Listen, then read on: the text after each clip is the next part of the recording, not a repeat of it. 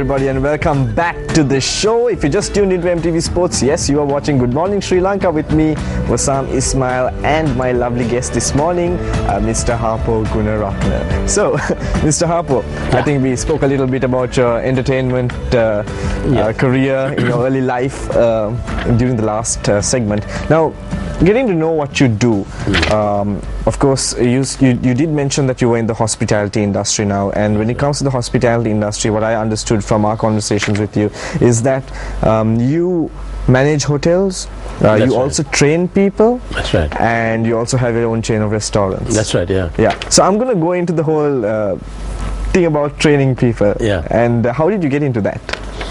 You see, while I was running my properties, something I realized now that with the boom of tourism coming through to the country, you know, the influx of tourists coming through, and everyone's marketing the country as a tourist destination, 2.5 million tourists coming in 2016. So I just felt there's a huge void for properly trained people, you know, and so I decided, because to feed my properties, I need trained people. So I thought I'll set up my own hotel school, you know, and where I tied up with some overseas universities and Plus City and Gales and stuff like that. And I ran a satellite school on the eastern province where we trained about 70 students. We found them employment. I ran a satellite school in Dehiwala, where we trained people, and there again we found employment for them. And now I have a permanent hotel school in the south, in Gaul, where we train people in culinary, in service, in food and beverage, in housekeeping, in front office, and we find employment for them. Why I set it up was, as I said before, is we need trained people, and if we are to push ahead in tourism, and if we are to be up there with the big players in the region, we need proper trained people, and I think there's a huge need for proper trained people in the hospitality industry. So that was one of the thinkings which I set it up myself. So do you believe that in Sri Lanka there is actually not enough people who can actually cater to the hospitality industry? I think the more hotel schools coming up, the more awareness of the hotel schools, there'll be more people coming into the hotel industry. Not forgetting, you see, for the last 32 years, this industry was a dead industry. Nobody wanted to come into the industry because, you know, it was not as rewarding as it is now. Because, let's face it, there was not much of tourists coming through. We had to depend on the local tourists, which was good, you know. But now with all the promotions happening, and there's so many tourists coming through, you know, the more hotel schools you have, the more shall I say, awareness you create, the more people are going to come into the industry. And I've been keep saying this, you know, it's time that the educational people thought of having this as a curriculum in the O levels, A levels, in the international schools to bring in hospitality and tourism as a subject. I see. Because, you know, it's a good industry to be in. It pays you well if you're overseas.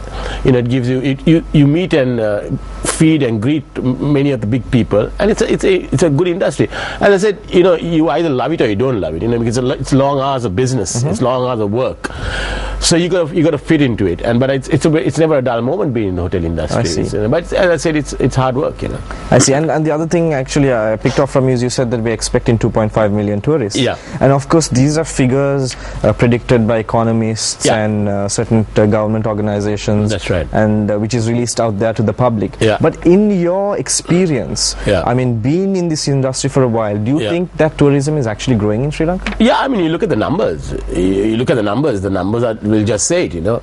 I think the last 3-4 months, I have noticed a huge influx of tourists coming through. I see. And when you say tourists, Mr. Harpo, where are these people mainly coming from?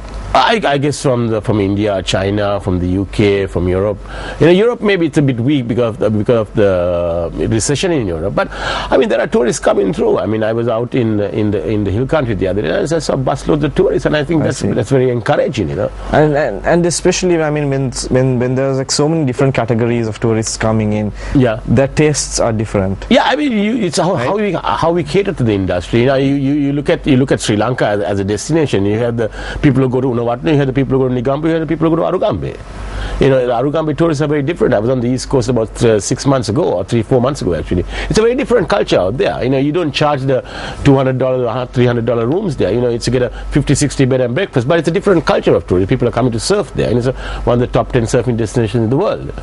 You look at Colombo, you look at the boutique hotels. They are charged. The structures are different, so it's how you package Sri Lanka. So you have the high end, you have the low end, you have the middle end. So it's how you package it and how you do it. And also, when you're training these people in your hotel school now, is it for culinary mainly, or we do culinary? As I said, we do culinary, we do F&B, we do front office.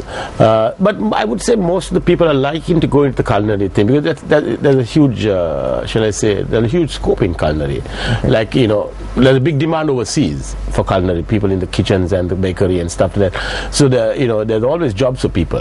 As I said, in the industry, there's always jobs for people, and the service charges are getting bigger and bigger because there are more and more tourists coming through. So it's just at the correct time. And how is the local demand like?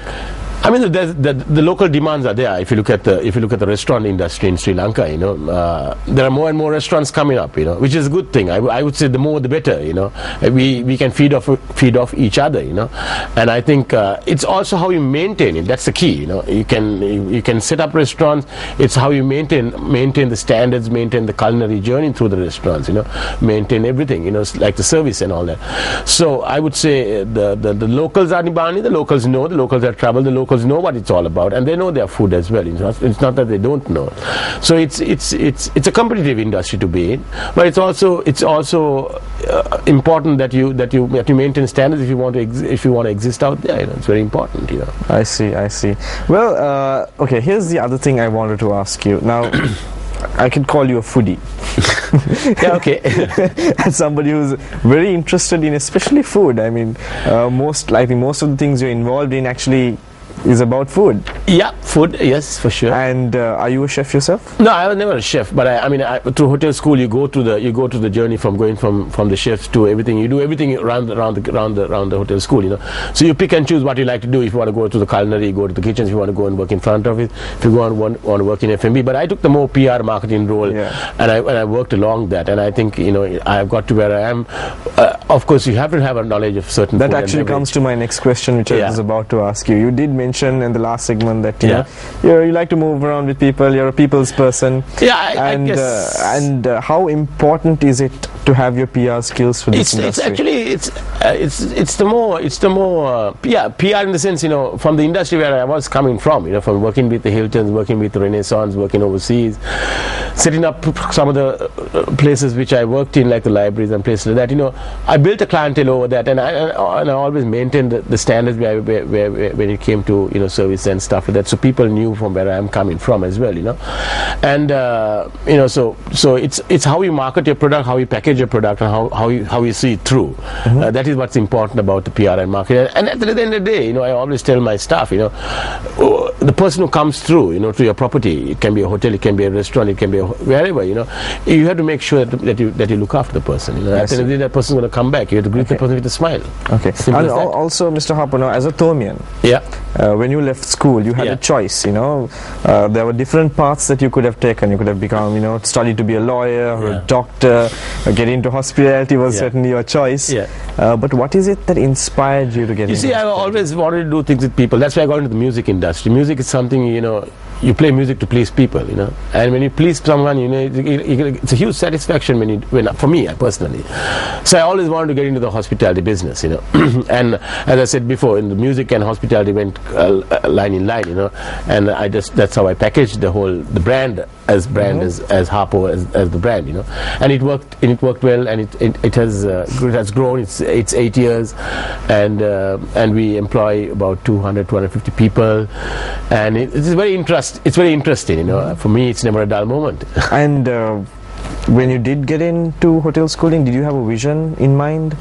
You see, as I said, was there a dream? Was there like a? I always wanted to, one day I'm going to be that. Yeah, I always wanted to be up there one day. I wanted to always reach the top, in whatever, from my DJing days to whatever I did. I always wanted to, I strive to work hard to get to the top, and it has paid off, and if I was in the industry, in the hotel industry today, working for maybe another chain, probably I would have been up there somewhere. But I don't have no regrets, because what I'm doing today, I have my workers around me. I have people who work around me, and we're all friends. We don't, we're all friends. I got an open door policy for me, and everyone's important for me. For my gardener, to my secretary, to my chef, to my director of operations, everyone's important to make it a success. I see. Well, definitely we'll be talking a little more about your life achievements a little later on, and especially as people know you as an iconic figure, especially for your restaurants in and around the country. But before we do get there, why don't we actually check out a video that was shot in one of your restaurants, which I think is the Colombo Fort Cafe. That's right. With Chef Alec. Yeah, okay. And being a morning show, I think we need to figure out something you can whip up early in the morning, especially while maybe watching Good Morning Sri Lanka. So I think we have the breakfast burger on video with Chef Alec. So check it out.